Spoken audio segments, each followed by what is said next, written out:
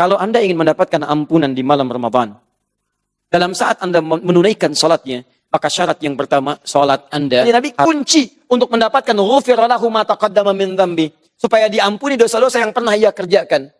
Disesali oleh Anda sambil menghitung dosa Anda, sungguh-sungguh Anda mohonkan ghufira lahu ma taqaddama min dzambi. Boleh jadi 2 rakaat pertama itulah yang menggugurkan semua dosa Anda pada saat itu. Jadi antara doa dengan jawaban nggak ada jeda. Selesai doa langsung dijawab. Makanya ulama mengeluarkan fikih dari situ. Kalau Anda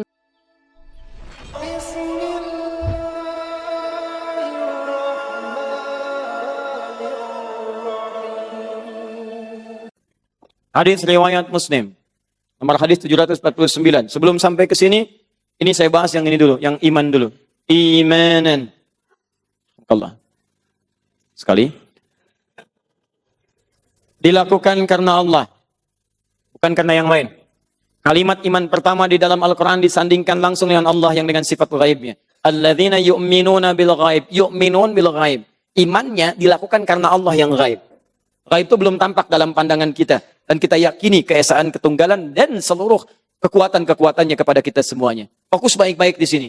Ketika menyebutkan kalimat iman, maka tujuan utamanya kepada Allah. Kalau Anda ingin mendapatkan ampunan di malam Ramadan, dalam saat Anda menunaikan salatnya, maka syarat yang pertama, salat Anda harus ditunaikan karena Allah, bukan karena yang lain. Jangan dulu perdebatkan berapa jumlah rakaatnya. Pertanyaannya adalah berapapun rakaat, berapa yang Anda niatkan karena Allah Subhanahu wa taala. Jangan sampai terjadi saya ke sini, karena di situ enak keadaannya. Saya ke sini karena teman saya pun ke situ. Saya di sini karena imamnya lebih memberikan ketebalan kepada saya, macam-macam dan sebagainya.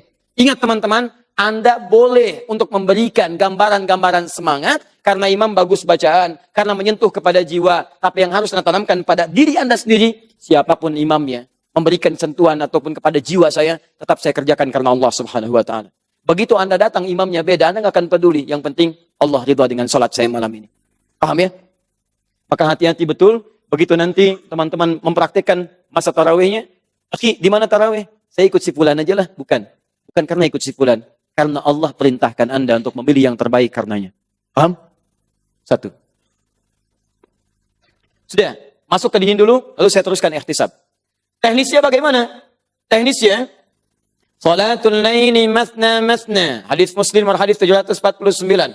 Kalau Anda tunaikan salat malam, salatul laili, malam dibagi 2, bisa tahajud, bisa qiyamul lail.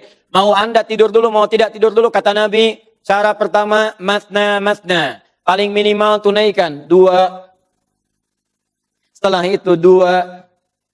Setelah itu 2. Fa idza khasyiya ahadakumul fajra, sampai 2. Kalau Anda khawatir dekat menuju fajar, sebentar lagi fajar tiba. Falyutir rak'atan wahidah, maka segera tutup dengan witir 1 rakaat. 1 rakaat. 2. Mau fajar nih, tutup 1 rakaat. Baik, kebayang nggak teman-teman, ada orang sholat dari ba'da isya sampai menjelang fajar. Berapa rakaat dia kerjakan? Banyak ya? Atau yang kedua, bayangannya diturunkan sedikit. Ada orang kemudian tidur terlebih dahulu, bangunnya jam 3 sampai menjelang fajar. Berapa rakaat dia tunaikan? Hadis ini, hadis pertama, memberikan gambaran kepada kita bahwa sholat-sholat yang dikerjakan pada malam itu, baik tahajud ataupun qiyamul lail, pada dasarnya tidak diberikan batas oleh Nabi SAW. Yang paling tepat kata Nabi, silahkan kamu tunaikan paling minimal 2. Setelah itu tambah 2 lagi. Tambah 2 lagi. Tapi kalau kamu duga witir, fajar akan segera tiba, tutup segera dengan witir 1 rakaat. Jelas? Maka rumus yang pertama, Nabi tidak memberikan batas dari rakaatnya, tapi diberikan minimal pengerjaannya 2 rakaat dengan witir berapa? 1 rakaat. Paham? Kita bertanya pada Rasulullah, ya Rasulullah, kalau Anda tidak memberikan contoh batasan, kami khawatir nanti orang akan beda-beda. Yang satu, masjid mana? Masjid Al-Murabi aja deh, daripada Darul Ihsan. Kenapa? Al-Murabi cuma 2 rakaat, witir 1 misalkan. Tapi tahu nggak kamu, rakaat pertama Al-Baqarah sampai selesai. Rakaat kedua Ali Imran sampai tuntas. Pilih mana? Apakah Al-Murabi atau Darul Ihsan? Kalau Darul Ihsan bagaimana? Juz amma. Masya Allah. Ya udah, saya juz amma aja. Kan? Tapi juz ammanya, rakaat pertama an-naba, rakaat keduanya misal turun.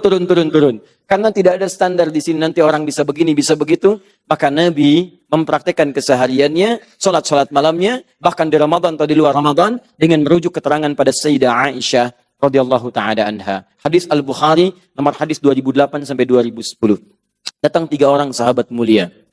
Abdullah bin Mas'ud, Hudzaifah al-Yamani, Ubaid bin Ka'ab radhiyallahu taala anhum jami'an.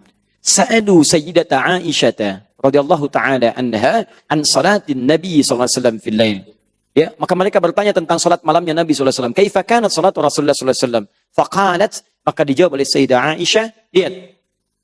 Ma kana yazidu fi Ramadan wala fi ghairi. Sepanjang tinggal di tempat saya, demikian cara menerjemahkannya.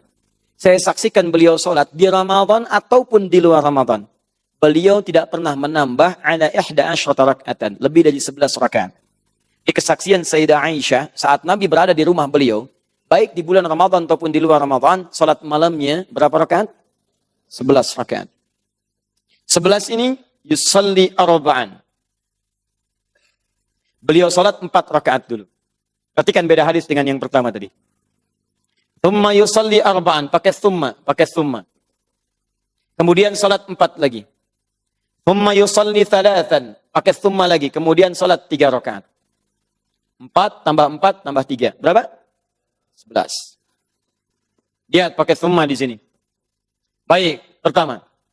Saksian kedua, hadis riwayat Ibnu Abbas radhiyallahu taala anhuma di Abu Daud nomor hadis 1369. Beliau melihat pada saat beliau menginap di rumah bibinya Sayyidah Maimunah radhiyallahu taala anha, saat Rasulullah sallallahu alaihi wasallam memiliki waktu untuk bisa hadir mendampingi Sayyidah Maimunah. Beliau membagi ya dari malam sekian hari sekian di rumah Sayyidah Aisyah, malam sekian hari sekian di rumah Sayyidah Maimunah, di rumah Sayyidah Zainab dan seterusnya radhiyallahu taala anhunna jami'an. Ketika waktunya tiba di rumah Sayyidah Maimunah, Ibnu Abbas itu menginap di situ untuk melihat kebiasaan Nabi bagaimana malam harinya. Ternyata kata beliau, karena Rasulullah sallallahu alaihi wasallam adalah Rasulullah sallallahu alaihi wasallam terbiasa bangun di malam hari. Kadang tengah malam lebih sedikit atau kurang sedikit. Kalau di kita kurang lebih disesuaikan 1:30 atau sekitar jam 2. Kemudian ketika bangun itu fajalasa, beliau duduk dulu. Kemudian famasaha biyadihi min atharin naum. Dengan tangannya beliau menghapus kemudian bekas-bekas ngantuknya. Kemudian faqara'a khawatimu surah Ali Imran. Membaca 11 ayat terakhir surah Ali Imran. Dari 190 sampai dengan ayat ke-200. Kemudian di Al-Bukhari nomor hadis 181, riwayat Abu Dzar Al-Ghifari dilengkapi lagi. Nabi membaca doa bangun tidur. Alhamdulillahilladzi ahyana ba'dama amatana wa ilaihin nusyur.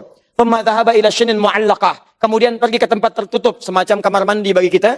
Fatawadda, kemudian beliau berwudu. Kemudian apa yang terjadi? Lalu beliau datang ke musolanya, tempat salatnya dan siap menunaikan salat malam. Aku berdiri di belakangnya sampai Nabi menarik aku sehingga sejajar dengannya. Ini dalil menunjukkan boleh kalau salat berdua Anda jadi imam, teman Anda jadi makmum, berdiri secara sejajar. Anda imam, dia makmum, sejajar posisinya. Anda kiri, dia kanan. Atau kalau mau menggunakan yang masyhur, yang standar yang lain, Anda maju sedikit, kemudian makmum di belakangnya sedikit. Paham? Belum selesai hadisnya. Kemudian saya merasakan salat bersama Nabi. Nabi salat kemudian dimulai dengan 2 rakaat yang ringan. Khafifatain. Raka'ataini khafifatain. Khafifatain itu salat pembuka. Kalau kita warming up, ya, untuk menghadirkan kehusuan sebelum salat masuk pada intinya. Rakaatnya 2 rakaat. Saya simpan di sini, pembuka. Bacaannya nggak panjang. Jadi begitu salat, langsung baca Al-Fatihah, takbir Allahu Akbar, Al-Fatihah tanpa bacaan surat yang lain. Setelah itu rukuk, i'tidal, sujud, duduk di antara 2 sujud. Rukuk, sujud, bangun lagi. 2 rakaat selesai. Setelah itu beliau menunaikan salatnya yang 2 rakaat, 2 rakaat, 2 rakaat. Lihat baik-baik. Setelah itu beliau tunaikan 2 rakaat. Tambah lagi 2 rakaat. Tambah lagi 2 rakaat. Thumma yusalli rak'atain. Thumma yusalli rak'atain. Setelah itu beliau tutup dengan menunaikan 1 rakaat. 1, 2, 3, 4, 5. 2, 2, 2, 2, 2. 10 tambah 1. Berapa? 11. Dibuka dengan pembuka yang ringan, salat intinya 11 rakaat. Jadi di rumah Sayyidah Maimunah 11 rakaat. Di rumah Sayyidah Aisyah kemudian 11 rakaat. Ini 4, ini kemudian 2, 2, 2, ujungnya 1.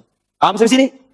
Baik. Jadi kalau Anda misalnya ingin mengambil standar salat Nabi SAW mengacu pada jumlah rakaatnya, Anda silakan boleh tunaikan 11 rakaat. Paham? Mau pilih mana saja silakan. Jangan Anda simpulkan, tuh, yang benar itu yang 11 rakaat versinya 443. Karena hadisnya kata Aisyah radhiyallahu taala anha, saya tidak pernah melihat Nabi di Ramadan atau di luar Ramadan kecuali 11 rumusnya 443. Jawab, itu kan di rumah Sayyidah Aisyah.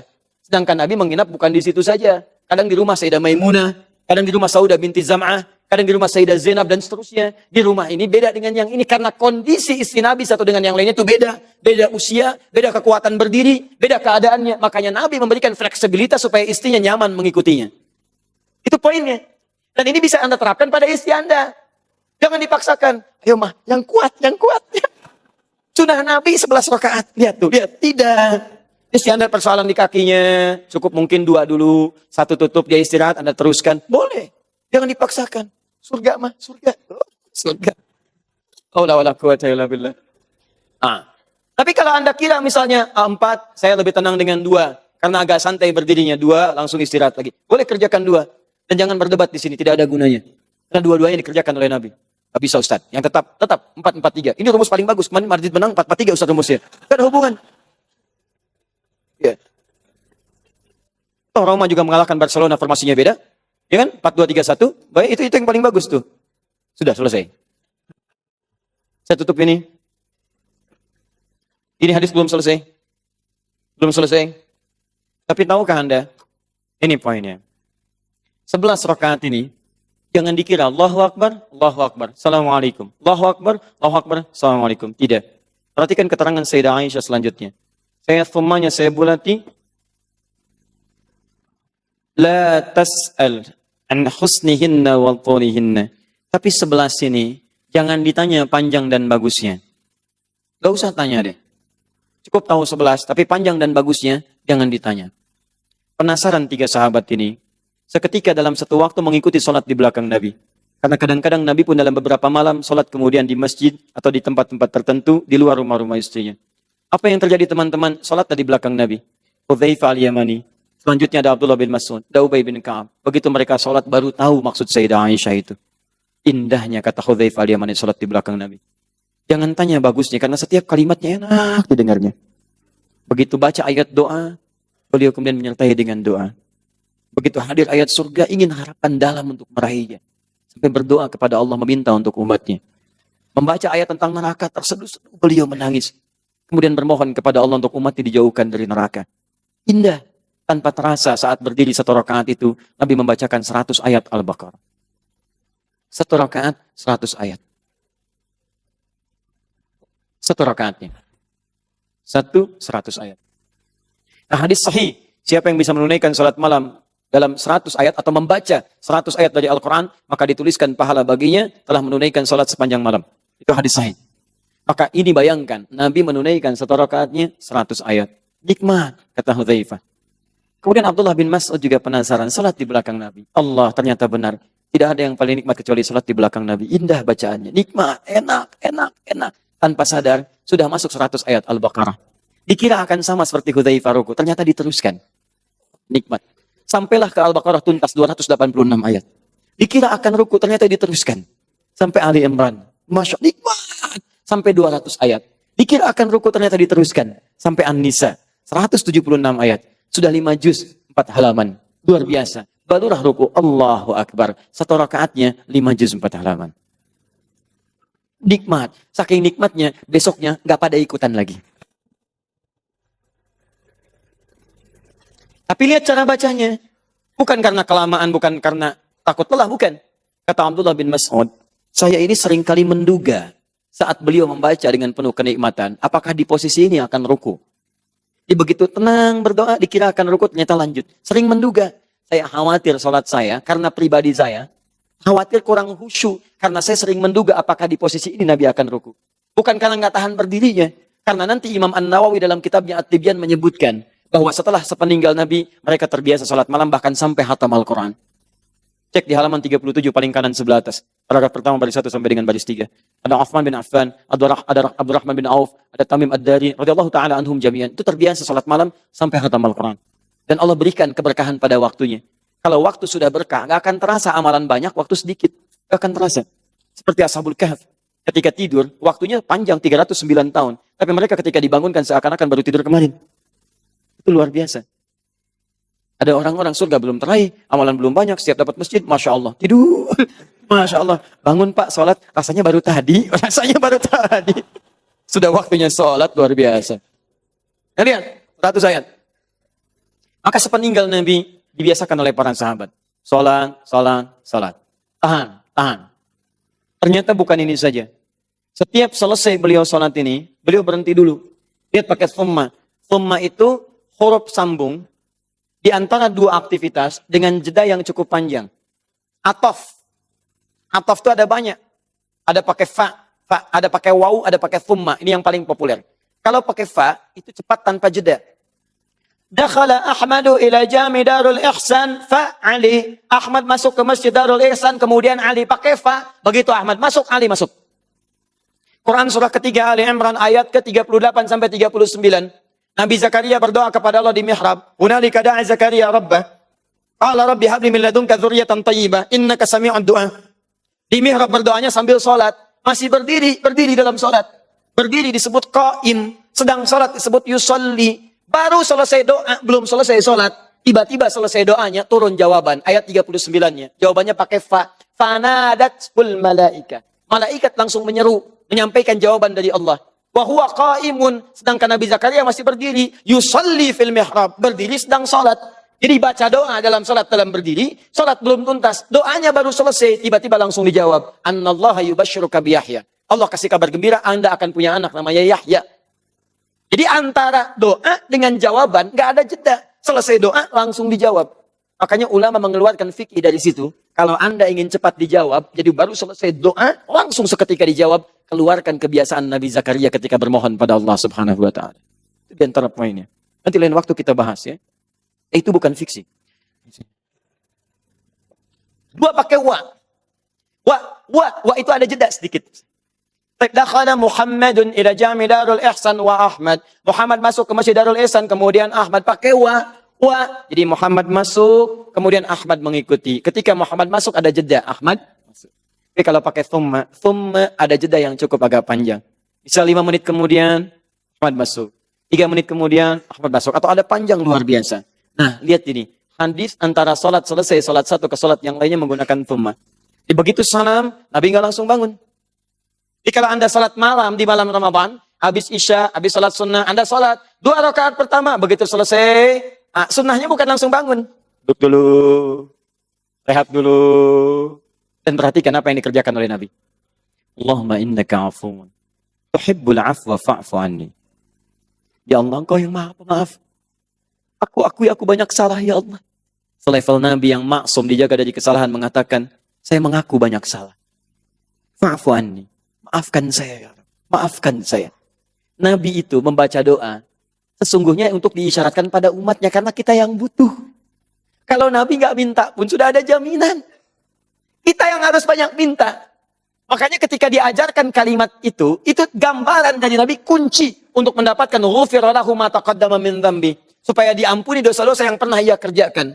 Nah, kesungguhan untuk mengevaluasi diri, mengingat dosa-dosa sambil mengucapkan permohonan tadi, itu yang disebut ihtisaban. Paham? Ihtisab itu kesungguhan disertai evaluasi dari hal-hal yang kurang. Kalau Anda menghitung-hitung disebut dengan hisab, pekerjaannya disebut dengan muhasabah.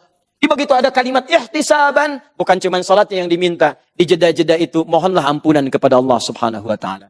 Cara mintanya bukan cuma dimintakan dengan kalimat, tapi diingat Anda minta maaf, berarti ada kesalahan. Kesalahan apa yang Anda kerjakan sampai Anda minta maaf kepada Allah? Anda minta ampunan, berarti ada dosa. Dosa apa yang Anda kerjakan sampai minta diampuni pada malam itu? Makanya ketika Anda sholat pada kesempatan malam pertama dalam Ramadan, ingatlah dosa-dosa Anda pada saat itu. Jadi begitu jeda, pelan-pelan dulu. Pertama dosa Anda kepada Allah. Ibadah ritual sholat, berapa kali Anda abaikan?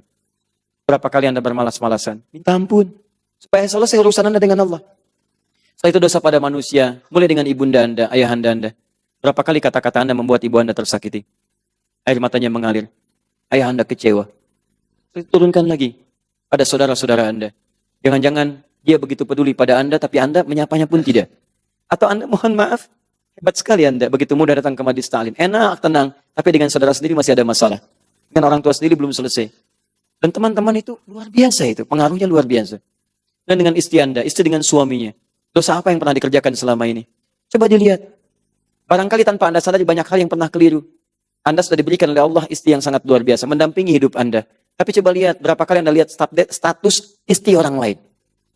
Anda punya istri yang diupdate status istri orang lain. Coba dicek, berapa kali Anda lihat. Begitu pula dengan istri yang di bawah. Coba cek, berapa kali Anda berkhianat dalam hal-hal yang mungkin ringan bagi Anda pada suami Anda. Silahkan cek. Minta ampun pada anak Anda. Minta, diingat-ingat dari ujung kepala sampai ujung kaki. Begitu Anda mohonkan saat itu, disesali oleh Anda sambil menghitung dosa Anda. Sungguh-sungguh Anda mohonkan, ghufira lahu ma taqaddama min dhanbi. Boleh jadi 2 rakaat pertama itulah yang menggugurkan semua dosa Anda pada saat itu. Kecuali utang. Kalau utang sebelum dibayar nggak lunas.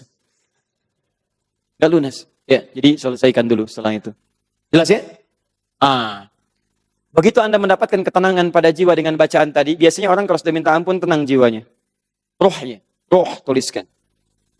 Sehingga ketenangan itu menghadirkan keadaan yang nyaman. Dia duduk sambil tenang. Keadaan yang tenang nyaman membuat roh kita enak disebut dengan rahatun. Rahatun.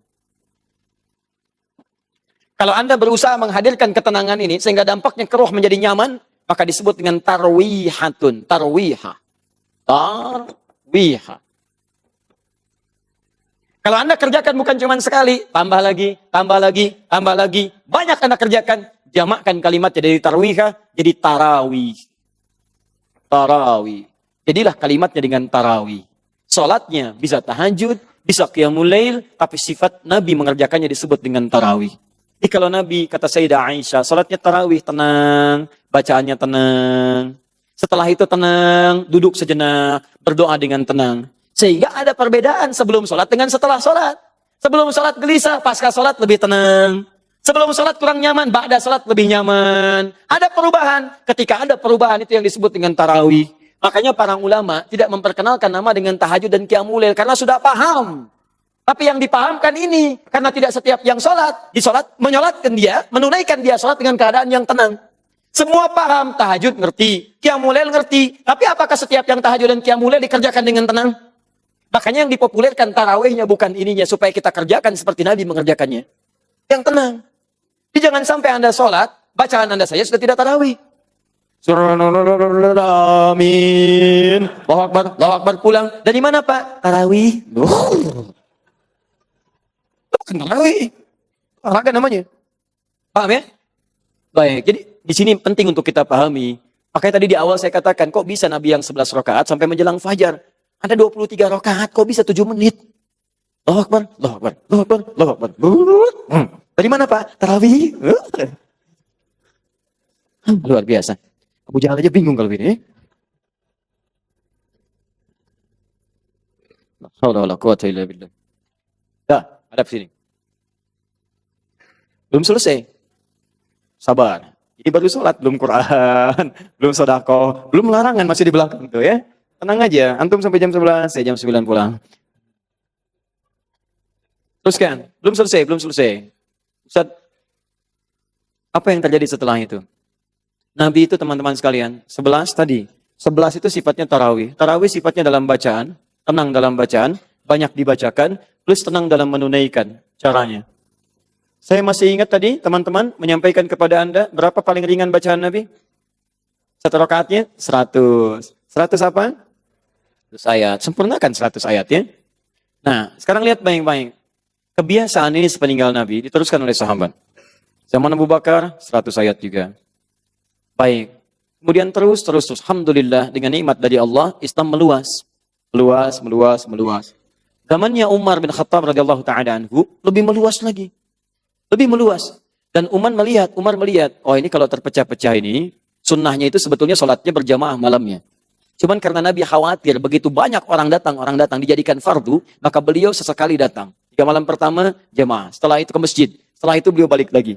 Umar melihat, ini ilat itu penyebab hukum. Penyebab hukum Nabi tidak langsung sering ke masjid, tidak setiap malam ke masjid, itu bukan karena nggak mau ke masjid. Sebetulnya pengennya di masjid. Cuman keadaannya, kalau Nabi terus ke masjid, orang datang lagi. Sedangkan sifat Allah maha pencemburu dan maha senang kalau hambanya senang menunaikan ibadah berbondong-bondong. Karena itu, Nabi subuhnya datang menyampaikan pada umatnya. Kenapa saya tidak datang malam tadi? Karena saya khawatir berjamaah ini dijadikan sebuah kewajiban untuk kita semua. Dalam malam-malam saat itu. Makanya Nabi datang sebagian malam, sebagian tidak lagi. Umar melihat sepeninggal Nabi tidak akan ada hukum risalah ayat turun lagi. Karena itu Umar melihat ini kejeniusan Umar. Sampai seorang Toha Hussein, orang liberal asal Mesir, itu menulis satu kitab judulnya Abqariyatu Umar, kejeniusan Umar. Kata Umar, yang paling utama kalau melihat ilat fikihnya itu di masjid. Karena itu saya ingin kembalikan supaya semasa keadaan Rasulullah dimotivasi untuk ke masjid. Dan tidak akan ada lagi hukum turun sepeninggal Nabi. Maka diarahkan kemudian orang-orang untuk ke masjid kembali. Yuk ke masjid, yuk ke masjid, ke masjid. Imam untuk laki-laki dihadirkan, imam untuk perempuan dihadirkan. Tapi yang paling menarik muncul persoalan. Kita lakukan seperti Nabi. Begitu Nabi kemudian wafat selesai di masa Umar, datang imam praktekan. Pertama berdiri 100 ayat. Persoalannya, manusia-manusia pada saat itu tidak sama dengan masyarakat di zaman Nabi. Ada yang baru masuk Islam, ada yang baru bertahan. Baru 100 ayat, rakaat pertama, rakaat kedua, salam kanan kiri. Sebagian mulai ada kemajuan. Sap maju. Ada yang gesek-gesek begini, gitu kan? Gak repot. Umar melihat visinya tajam. Kalau sekarang saja seperti itu, maka bagaimana dengan nanti? Semakin meluas. Itu baru level Umar tuh. Belum masa sekarang. Coba cek malam sekarang. Ayo imami 100 ayat Al-Baqarah rakaat pertama. Bukan gesek-gesek lagi, begitu nengok tinggal 3 orang. Iya. Maka Umar melihat dengan kejeniusannya tanpa keluar dari konteks yang diajarkan Nabi. Esensinya, kita ingin meniru Nabi 11 rakaat. Tapi bukan cuma jumlah rakaatnya, panjang ayatnya mesti dipertahankan. Karena yang paling dimuliakan pada saat Ramadan, bacaan Qur'annya ini poinnya. Bukan berapa banyak ayatnya. Nabi 11 ayat itu untuk mengakomodir banyak, 11 rakaat mengakomodir banyak ayat. Jadi intinya kata Umar, banyak bacaan Qur'annya. Sebab saat banyak Qur'an dibacakan, pahala semakin banyak. Bukankah satu hurufnya 10? Dan Ramadan dikali 10 lagi? Jadi kalau sekarang kita baca, teman-teman sekalian, satu huruf saja dari Qur'an. Nun 10. Tapi Ramadan tidak. Hadisnya sahih. Di Al-Bukhari kitab Usian hadis yang pertama. Wal hasanatu bi asyri amthaliha. Kata Allah, lihat asyamu li wa ana ajzi bihi. Khusus untuk puasa. Puasa yang ditunaikan untukku, aku yang langsung memberikan ukuran pahalanya. Berapa? Paling minimal 10 kali lipat hari biasa. Baca 1, 10. Baca 1 Ramadan, kali 10 lagi. Karena itu diperbanyak bacaan ayat saat Ramadan beda dengan biasanya. Maka nanti dalam sesi Al-Quran, saya terangkan kepada Anda bahwa Nabi itu terbiasa menghatamkan Al-Quran dengan malaikat Jibril. Bahkan sebelum wafatnya 2 kali dihatamkan oleh Nabi SAW. Nah, poinnya adalah, kembalikan ke sini. Umar mencoba mempertahankan banyak ayat ini supaya banyak pahala didapatkan. Tapi karena orang kebanyakan tidak mampu berdiri lama, maka Umar melihat hadis Muslim yang pertama tadi. Nomor hadis 749. Ingat, saya menyampaikan ke hadisnya. Bukan menyampaikan Umar melihat Imam Muslim. Karena antara Imam Umar dengan Imam Muslim itu agak jauh. Saya mesti terangkan ini supaya tidak banyak berhayal. Karena kadang-kadang ada orang yang menangkap dengan cepat tapi bohong-bohongan. Itu yang repot. Turunkan sini, turunkan. Turunkan. Maka lihat kata Nabi, salatul laili matna matna. Salat malam itu silakan 2 rakaat tanpa batasan. Yang penting sebelum fajar tutup dengan 1 rakaat. Jadi rumusnya tanpa batas. Nabi memberikan standar supaya nyaman, tapi standar Nabi bacaannya panjang. Bagaimana supaya bacaannya tetap sama, tapi rakaatnya bisa menyesuaikan. Untuk mempertahankan panjang bacaan. Maka Umar membagi 2 lah ini sesuai dengan isyarat Nabi pada hadis yang pertama. 11, yang 1 rakaatnya ini tadinya 100 ayat dipecah jadi 2. 100 bagi 2 berapa? 50. Yang tadinya berdiri untuk 100 ayat, sekarang berdiri untuk 50 ayat. 1 rakaatnya 100 ayat dibagi 2, 50-50. Konsekuensinya, yang tadinya 1 rakaat menjadi 2 rakaat. Paham ya? Karena 1 rakaat biasa 100 ayat, 100-nya bagi 2, 50-50. Artinya karena ini dibagi 2, ini pun dibagi 2. Jelas ya? Dibagi 2 dalam jumlah rakaat, artinya rakaatnya nambah. Yang ini tadinya 1 jadi 2, 1, 1. Paling gampangnya 11 kali 2. Berapa? 22. Tutup witir 1 rakaat. Berapa?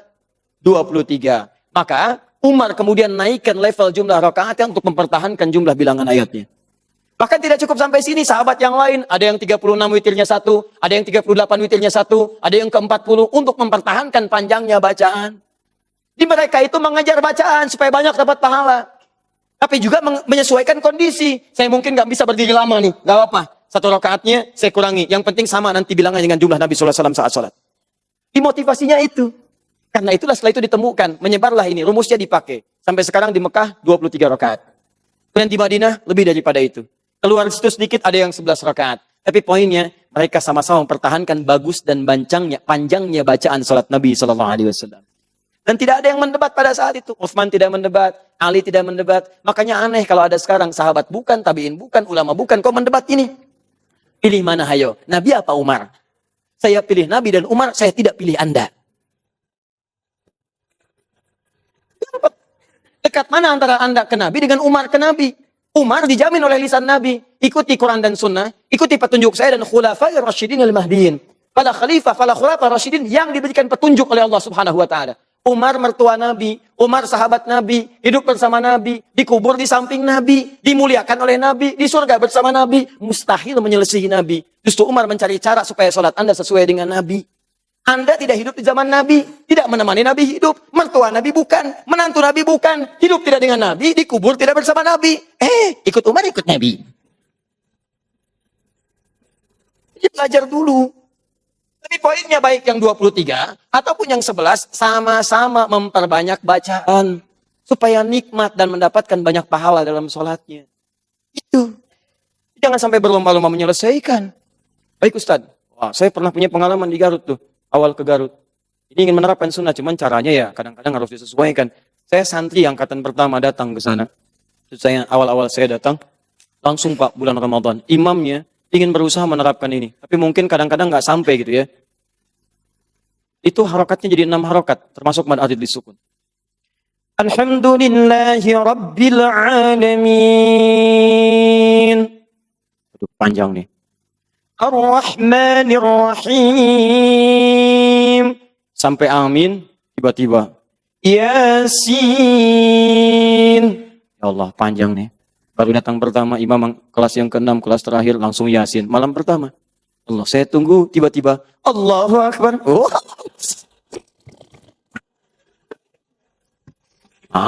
Bukan itu juga yang dimaksudkan. Sayang. Kadang ngitungnya itu terlampau melompat tinggi. Tapi kan Ustaz, 2 huruf pun kan kali 100. Lumayan 200. Hari biasa kan saya harus cari lagi. Jangan seperti itu. Kalau banyak didapatkan, itu lebih lumayan.